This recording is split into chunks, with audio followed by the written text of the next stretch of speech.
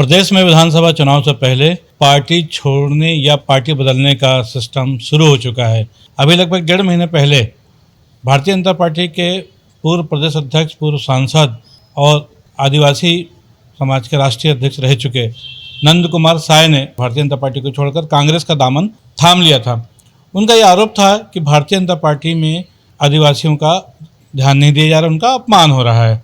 तब कांग्रेस पार्टी की ओर से भी उनके प्रदेश पर स्वागत किया गया था और ये माना जा रहा था कि सरगुजा में अब कांग्रेस की स्थिति और अच्छी होगी और भाजपा की मुश्किलें बढ़ सकती हैं। अब से ठीक 3 दिन पहले पूर्व केंद्रीय मंत्री और बस्तर के एक बड़े नेता, जो कि कई बार सांसद रहे, मंत्री रहे, अरविंद नेताम, उन्होंने कांग्रेस छोड़ दी है। उनका भी ये आरोप है कि कांग्रेस में बस्तर के लोगों की उपेक्षा हो रही है, उनको सम्मान नहीं मिल रहा है जिनके वो हकदार हैं। हालांकि अरविंद नेताम ने अभी कोई दूसरी पार्टी ज्वाइन नहीं की है, लेकिन उन्होंने कांग्रेस छोड़ दी है। और उनके कांग्रेस छोड़ने के बाद जब प्रदेश के मुखिया मुख्यमंत्री भूपेश बघेल से पूछा गया तो उनका एक लाइन का जवाब ये था कि उन्होंने इसमें देरी लगा दी, मतलब उनको और पहले कांग्रेस छोड़ देना चाहिए था। चर्चा ये भी है कि अरविंद नेता ने, जो कि बड़ा नाम रहा है, बस्तर और सरगुजा ये 2 ऐसी जगह है जहां पर पूरी की पूरी सीटें इस समय कांग्रेस के पास हैं।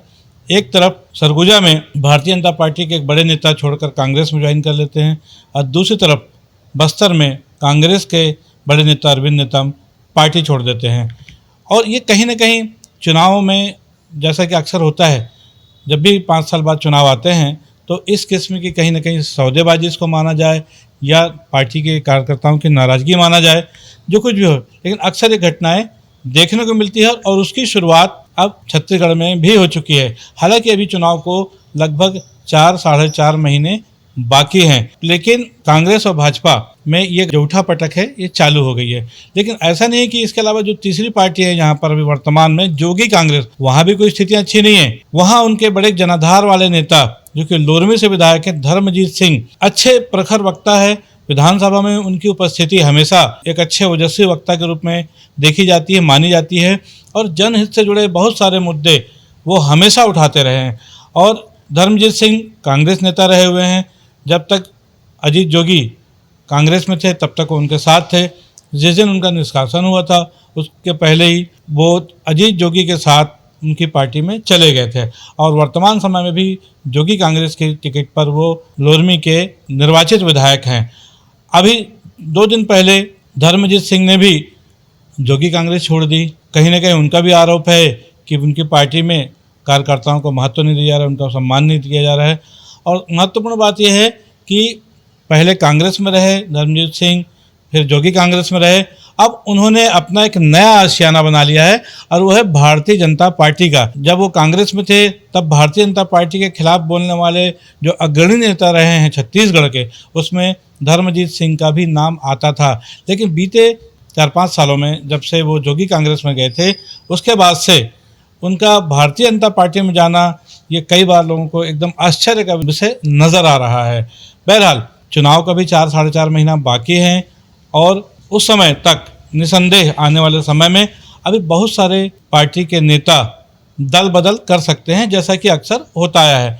लेकिन जहाँ तक छत्तीसगढ़ की राजनीति का सवाल है, यहाँ पर अभी एक नाम और आना बाकी है, एक और पार्टी का, नवोदय पार्टी, आम आदमी पार्टी। आम आदमी पार्टी जिन्होंने दिल्ली के बाद पंजाब में अपनी जलवे दिखाए और वहाँ पर मुख्यमंत्री बनाकर ये साबित कर दिया कि वो कम समय में एक राष्ट्रीय पार्टी के रूप में पहचान बनाने वाली आम आदमी पार्टी छत्तीसगढ़ में भी अपनी दखल देने जा रही है। और ये देखा जाए तो वास्तव में कांग्रेस के लिए भी हालात लोग अच्छे मान रहे हैं, क्योंकि ग्रामीण क्षेत्र में किसानों के लिए जो भूपेश सरकार ने किया है उसको बहुत ही सकारात्मक रूप से देखा जा रहा है। ये माना जा रहा है कि ग्रामीण क्षेत्र से कांग्रेस को बहुत अच्छा समर्थन मिलेगा और उसके दम पर ही कांग्रेस दोबारा सत्ता में आ रही है। लेकिन विधानसभा चुनाव के तत्काल बाद लोकसभा चुनाव है 2024 के, और उसके लिए जिस तरह से भारतीय जनता पार्टी की तैयारी है उसको देखते हुए ये कहा जा सकता है कि कांग्रेस के लिए भी ये चुनाव इतना आसान नहीं रहने वाला है, क्योंकि भारतीय जनता पार्टी भी कुछ न कुछ नया करने की आदी रही है। आपको याद होगा कि पिछले लोकसभा चुनाव में उन्होंने लगभग 10 सांसदों को एकदम एक तरफा छत्तीसगढ़ में बदल दिया था। मतलब अब तक के अजय योद्धा रहे रमेश बैस रायपुर से कई बार सांसद रहे हैं, उनकी टिकट भी काट दी थी। तो कहीं ना कहीं नए खिलाड़ियों पर दांव लगाना भारतीय जनता पार्टी की एक पहचान बनी हुई है, एक आदत बनी हुई है, और उन्होंने ऐसे बहुत सारे एक्सपेरिमेंट किए हुए हैं। पुराने चेहरों को हटाकर नए चेहरों को अचानक सामने ले आते हैं, और नए चेहरों के बदौलत भी कई चुनाव उन्होंने जीते भी हैं। छत्तीसगढ़ में एक बार फिर ये माना जा रहा है, डॉक्टर रमन सिंह जो कि 15 साल मुख्यमंत्री रहे हैं, और उनके मुख्यमंत्री रहते रहते ही सिर्फ 15 सीटों पर भारतीय जनता पार्टी सिमट गई थी। इसलिए भारतीय जनता पार्टी निसंदेह मुख्यमंत्री के रूप में यहाँ भी कोई नए चेहरे पर दांव लगाएगी। हालांकि फिलहाल उन्होंने उस चेहरे का नाम नहीं लिया है, लेकिन जिस तरीके से भारतीय जनता पार्टी ने पहले नेता प्रतिपक्ष बदला, प्रदेश अध्यक्ष बदला, और बहुत सारे जो मोर्चों के जो पदाधिकारियों को भी बदलने की कवायद चल रही है, उससे ये बात साफ है कि भारतीय जनता पार्टी 2023 के छत्तीसगढ़ के विधानसभा चुनाव को बहुत ही गंभीरता से ले रही है। और ऐसे समय में जब आम आदमी पार्टी छत्तीसगढ़ में अपने राजनीतिक सफर की शुरुआत करने जा रही है, और उनका जिस ढंग से परफॉर्मेंस रहा है विभिन्न स्टेट में, भले ही वो गुजरात या गोवा में सफल नहीं हो पाए हैं, लेकिन दिल्ली के बाद उन्होंने जिस ढंग से पंजाब में सरकार बनाई है, उसके बाद से उनको भी नोटिस में लिया जा रहा है, और उनको में जो हल्के में लेने की जो गलती है हर पार्टी नहीं करना चाहेगी। बहरहाल छत्तीसगढ़ में आमतौर पर कांग्रेस और भाजपा दो पार्टियां हैं जिनके बीच ही फैसला होना है। छत्तीसगढ़ में लगभग 20 साल पहले बहुजन समाज पार्टी के रूप में तीसरी शक्ति का उदय हुआ था, जिसने एक बार में अधिकतम 4 सीटें भी जीती थी, लेकिन वो उसके आगे उनकी संख्या नहीं बढ़ पाई। वर्तमान समय में बसपा की स्थिति भी छत्तीसगढ़ में अच्छी नहीं है, लेकिन आम आदमी पार्टी ने जिस तरह से दिल्ली और पंजाब में सरकार बनाई है, उसके लिए यहाँ पर संभावनाएं महसूस की जा रही हैं। उनके कार्यकर्ता बहुत उत्साहित हैं, और पिछले महीने ही दिल्ली और पंजाब के मुख्यमंत्री यानी अरविंद केजरीवाल और भगवंत मान, ये दोनों भी यहाँ पर बिलासपुर में आकर जनसभा को संबोधित कर चुके हैं। बहरहाल आम आदमी पार्टी का रोल